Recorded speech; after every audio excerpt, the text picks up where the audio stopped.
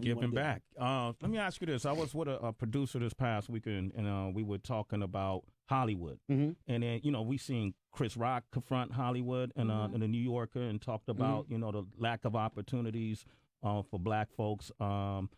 We've heard Monique have her, her discretion with Hollywood and feeling like she has been shut out. And I've heard from this producer that usually there's one black person that for each movie house that they like to deal with and give opportunity to, and you're that person now in Hollywood. That's tough. It's tough because I feel like that's a topic that you can feed into that topic and you can partake in that conversation, and that's a conversation that's never ending. At the end of the day, the world ain't perfect. Yeah. At the end of the day, racial situations do exist. Now you can either add to those situations or you can take away from those situations. I'm firm in my position of I'm not adding to those situations. Hypothetically or quote unquote, if I am that guy, okay. I don't know that. I didn't. That's not what I walked into a room and I didn't sign a paper that says I'm the only black guy that you want to work with right now. What I am is a guy who's got 19 plus years of the word no. People just see the last 5 years. I got 19 years of no. Not good enough. No. No. No. You don't get the part. No. No. So when it finally does get to a point where they say we want to work with you, I tell you the real reason why. It's because of my stand-up comedy. I got to a point where my stand-up comedy showed financial success. I had hard tickets that people were paying to come see me perform. So now I'm a business, just like I just told you now, with me wanting to produce these specials and get all these other people, that's me as a businessman. As a CEO of a distribution company, whether it's Universal, whether it's Warner Brothers, whoever it is, if I say, people like this guy, we should get in business with this guy because I can possibly make money by dealing with this guy. That's a business move. Yeah. That's a smart move. So, hey, let's put Kevin Hart in movies. My stand-up tickets have now transformed into box office tickets. You just said yourself, over $700 million made in the box office. It's 742 million. 742 million made in the box office. So, that's a studio realizing, hey, we need to partner up with this guy and let's do things. But then as a talent, you go, well, how can I make it best for me? That's when you put yourself in a position where, all right, let's combat. Let's go leverage for leverage. All right, you want to work with me? I want to give you my content. You want to work with me? Help me build my company. So I'm producing this movie with you. Heartbeat Productions comes in with Universal Studios and brings you blah, blah, blah. Now there's a give and a take. So I feel like when you have these conversations of, racism exists and racism does this and does that, that's pretty much something that you're allowing to happen by contributing to it. You know what I mean? Like, you look at Tyler Perry, you look at Oprah Winfrey. Those are people that are in a powerful position that partnered up with people to do their own stuff. Say what you want, Tyler Perry is a mastermind. Mastermind. His own studio. He built his own studio in Atlanta. I don't think you understand how serious that is. He has a stage. There's a lot with different stages. So rather than adding to a problem that some people talk about of racism and the opportunities lacking, he said, well, I'm gonna go and I'm gonna create my own and I'm gonna change it for what I want to change it for. That's a person that took his own situation and made it for the better and now creates his own content. Oprah, okay, I don't know. We all know Oprah got money. Everybody knows that. Everybody knows Oprah got money, but you don't realize the decisions that Oprah has made. She's partnered up with these independent directors, with the Lee Daniels before it was crazy. She went in and got, the actors and the movies that she wanted to buy the rights to because she wanted to make people aware. That's a person making a change. So if you have a problem with it and you feel like that there aren't opportunities, then when you get in a position to change it, change it. Kevin Hart has joined us. Kevin Hart has joined us. You talked about your stand-up comedian pretty much being the foundation, your stand-up show being the foundation of all your success.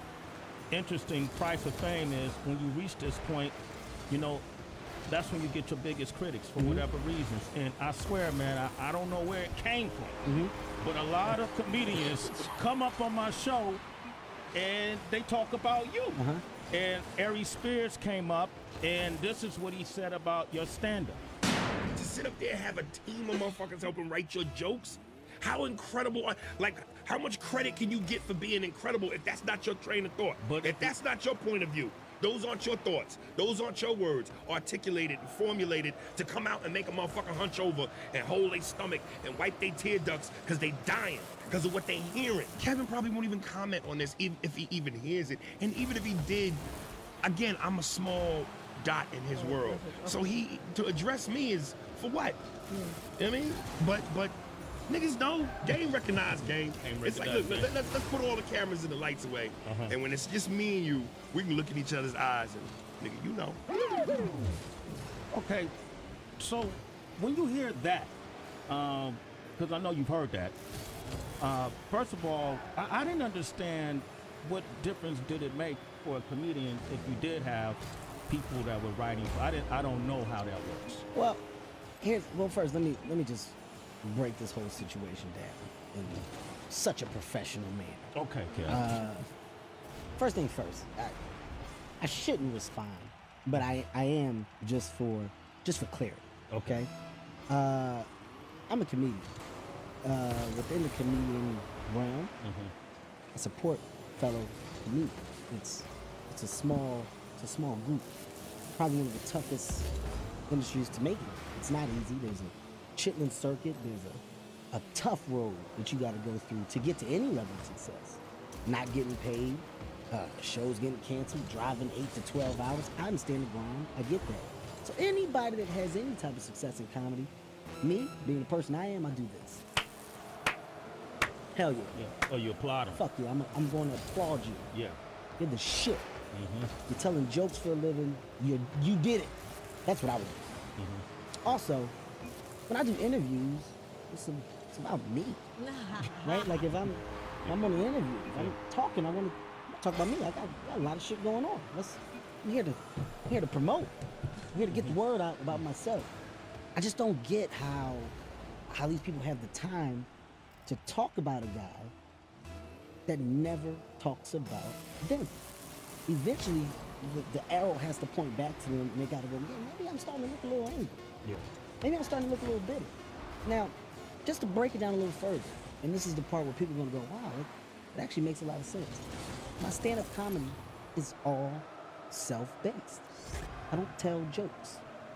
My kids, my life, my divorce, my school situation with my kids, my house situation, it's all personal.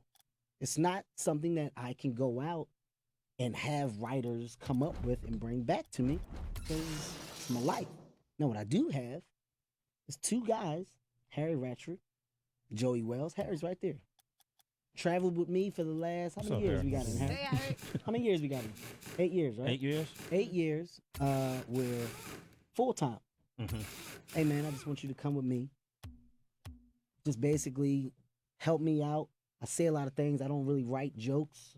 When I do say stuff just on the side, jot it down, then we can go over it afterwards. So what you do is you build a relationship with these guys.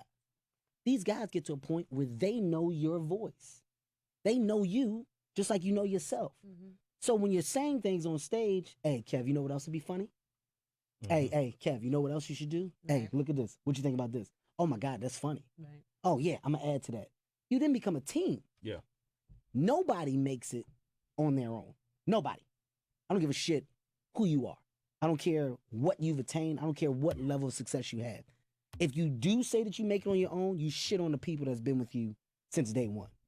I would never shit on my guys. I'm in a successful position because of my guys. My guys have helped me build this brand. Every hour that I've done, I want you guys to go look at Seriously Funny, Laugh My Pain, Let Me Explain. It's going to say, written by Kevin Hart, Harry Ratchford, Joey Wells. My guys get credit because my guys roll with me. This is what we do. Comedians, when you tell a joke, you get off stage, another comedian normally comes up to you and goes, hey, you know what else you should add to that? You know what else is funny? Hey, do this right here. Oh, that's good. Oh, shit, that's funny. That's called the love of comedy. Yeah. That's called the love of your craft. You're constantly adding. People are constantly helping you add to your craft. When you go as far as to put the accusations that my guys are in the back of comedy clubs and stuff, it gets ridiculous because now what is your ultimate goal? What are you trying to accomplish? Now, even after hearing Aries say that, I still got love for Aries. You still got love for Aries? Listen, I want you to go and be as successful as you can. But what I also want you to do is, I want you to look at the track record of the guys that are talking. I want you to Google them. Google. Yeah. Now, I'm not saying Google it to see what's going on. See how many hour specials Aries has put out. Aries been doing comedy for about 20 years. Aries, I think he has one special. Not that he can't put out more special. You're looking at a guy that's angry at himself. So the only way for me to make myself feel better is to attack the guy that's quote unquote on the top. Okay. Does that make sense? Okay, I understand where you're coming from. Mike Epps, who's someone who's on a different level of success, came to the show, and he said a few things too. And here's what he said about you. In the history of comics, there's always had. Richard Pryor had a writer. Yeah. Paul Mooney used to tagline Richard Pryor and stuff like that with the writers. Where it gets out of hand is that when your writers are sitting in regular little comedy clubs and they listening to comics who haven't made it yet, and they take it to you, and you using some young comics joke, and you don't even know you're using it. That's what happens. So you see this dude that's this mega comedian that's on a platform, and everybody thinks he's funny and everybody thinks he's good at what he do, and little do they know, he's got workers out there that's sitting around and say, because that's what the writers do. They sit there and they look at a comic and say, he ain't gonna make it, and go give Kev the joke. Well, I challenge the guy that can show me the other comics that have a kid named Heaven and a son named Hendrix. Yeah. Just engaged to a fiance named Nico. Yeah. Whose dad was on drugs. That's sober now. Whose mom passed away. I want to meet the comic whose lives mirror mine that I'm taking the stuff from. I also challenge the guy that can find time in my schedule for my writers to be at a comedy club. Because you want to know the sad part? My writers are now in the WGO, it's the writing deal. Within my company, Heartbeat Production, my writers have now sold 3 scripts. Yeah. Congratulations. And I'm just so in that off time when I'm not doing stand-up, their job is to create this content. I oversee the content, give notes on it, they go back and rewrite it. I go notes back on that, they go back, punch it up. When it's at a great point, we then take it into a studio, we pitch it, I then sell it. That's their due diligence. That's how they survive with it without me. I built them to the point where now they're more than just the guys that are with Kevin. These are established writers. Once again, Harry Ratchford, Joey Bell. I want to know the time that these guys have to not be in the office space that I'm paying for and do the job that I'm paying them to do. When I went back on the road, which is just now, we come to New York. We come to New York, Harry, how long do we stay in New York and what do? How many runs of comedy club? How many runs? Like, what is our run? An hour? Yeah, we did 2 weeks here, but we went out 4 comic clubs each night. Each night, right? We did 15, 20 minutes each night and bombed. Yeah. But that's how you build material. That's how we build material. And after we build the material, is it just my assumption, or do we then go to a small comedy club and we book Thursday, Friday, Saturday, Sunday? I do 3 shows each day. And then the goal is for us to take the skeleton of an hour that we had and now we mold it. So I'll go to a city, I'll go to fucking Salt Lake, we went to Salt Lake, we go to Fort Wayne, and we go to all of these places that you wouldn't expect to see me. And I do a shitload of shows. And then I walk out with, yo, we got something. Yeah. And now I say, we didn't do this for a year. I'll do that for a year.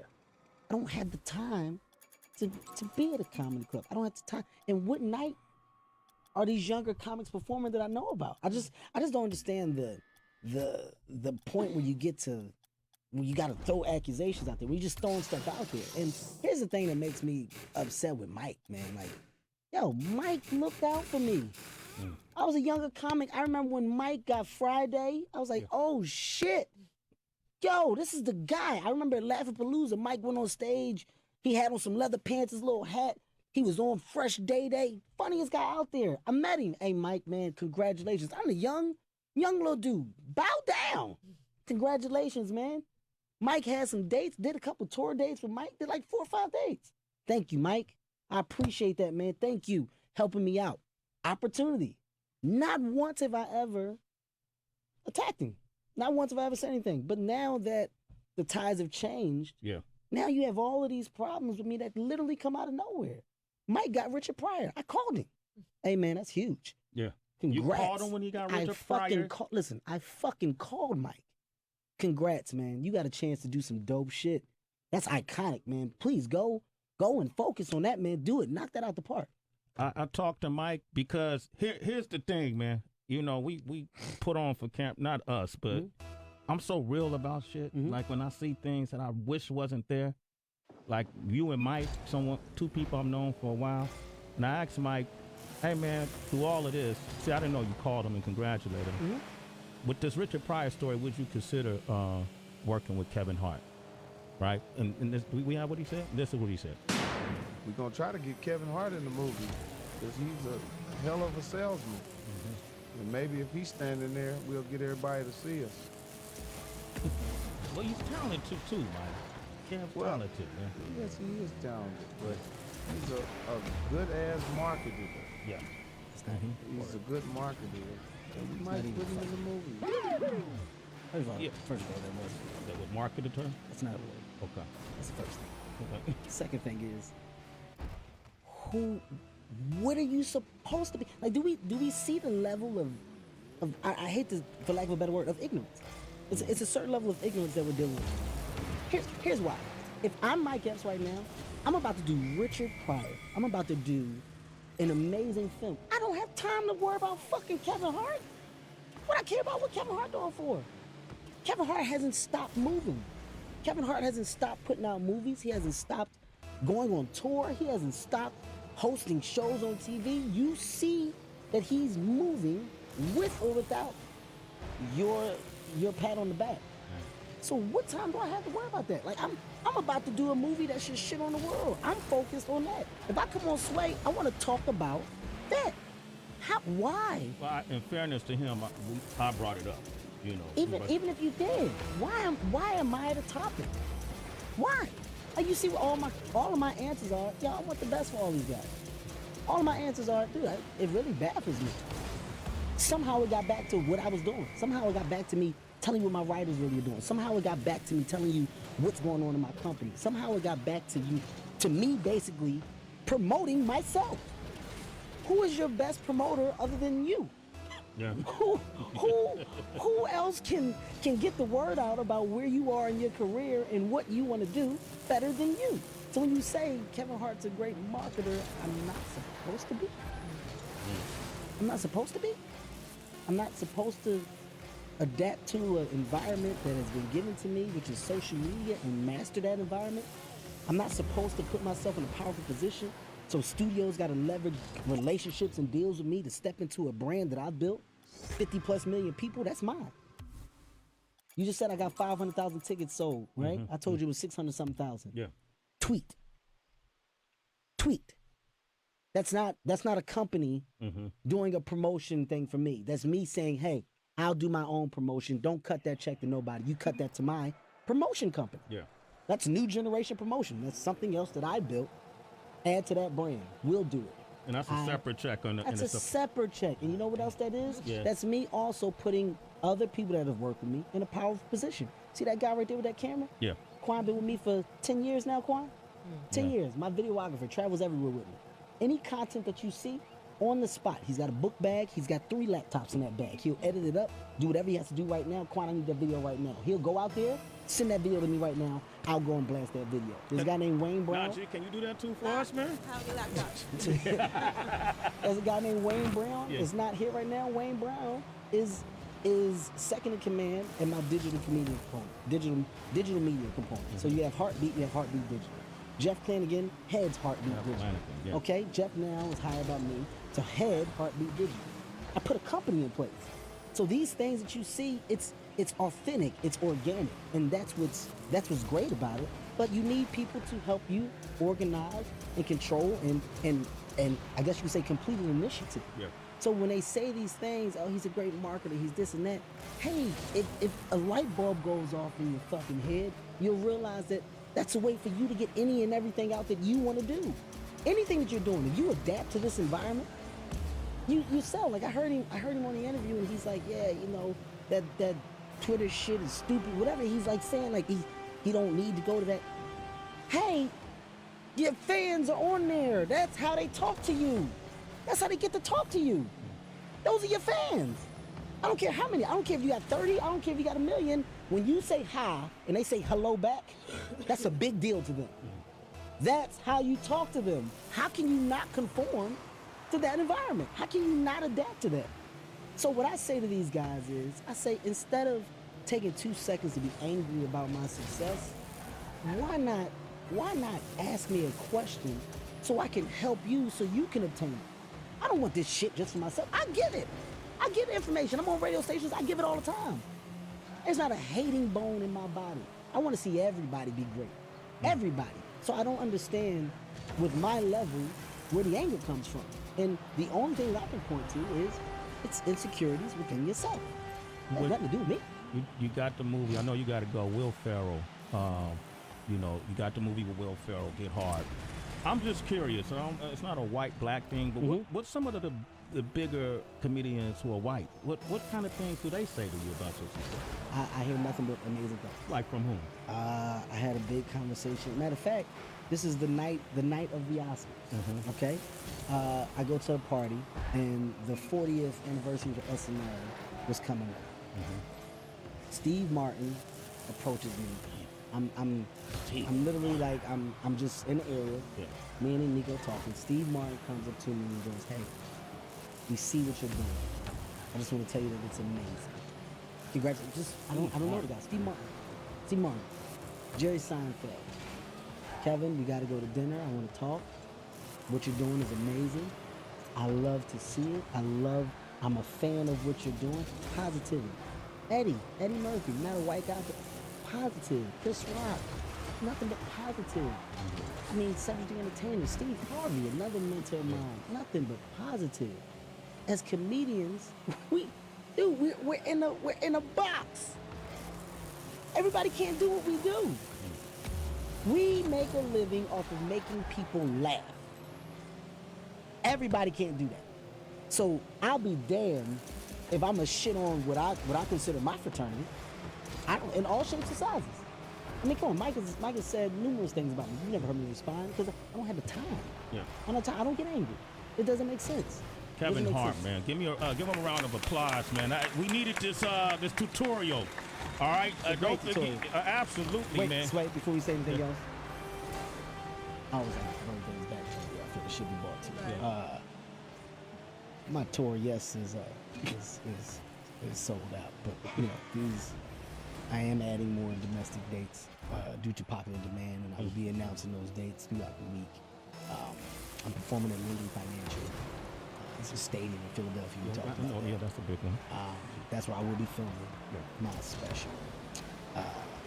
Get Hard. Get Hard comes out 27th of March. Me and Dwayne The Rock Johnson, we're going to do a movie called Central Intelligence. I start doing that. Another movie called Untouchable. It's a remake of a foreign film. Yeah. It's a little more on the serious side, just mixing it up. Yeah. I'm going to do that. I'm going to go ahead and do that. Ride Along 2. I didn't tell you about that. Comes out. Okay. That comes out January 2016. Season 5, Real Husband Hollywood. I'm going to go ahead and do that. I didn't get my camera. That was on Empire. They came Sway to was on Empire. I didn't do Kevin? Real Husband. I appreciate It's that. a beautiful thing. Real Husband. You gotta be a husband. You Sway. know what? Sway, I will, to your face right now, swear to God, season 5 and put you in there. Listen, swear to God, no, listen, You made it. no, swear to God, swear to God, that's done. Okay. Swear to God, that's done. All of that was being said, I want to make sure that this interview is left on a positive note. Absolutely, man. I got nothing but love for any and everybody. Hopefully soon that love can be returned, and you know what, if it can't, then you know, I want you to get to wherever a happy place is for me. I'm fucking happy. I'm doing what I love to do, and at any point in my life, I don't think I'm going to stop. This is not a race. This is not something that's going to end fast. my goals are high, and I got people that I look up to. When we talk about your Oprahs, your Tyler Perry, your Jay-Z's, your Beyoncé's, you're looking at self-made moguls. Yeah. And I'll be damned if I didn't see an example in front of me and show me a light. I want that light. I'm going after that light. So that's why you see me grind the way I grind. To my fan base, thank you guys for being loyal. I love y'all. Sway, thank you for the opportunity to talk. I love Absolutely, you, man. All right? Love you too, brother. Kevin Hart, ladies and gentlemen. Sway in the morning, Shade 4-5. Sway in the morning, where at times things tend to get a little awkward. Sean Kingston is here, ladies and gentlemen. You have to get your mind right if you're gonna date a stripper. I'm gonna keep it G with you though. That was my first time ever talking to a stripper, and it was crazy though. Did she do the same tricks that she do on the pole? Did she do Oh no, those? let me tell you something. She's crazy, like Yeah? yeah. You got her number, though? Yeah, she. Sway in the morning.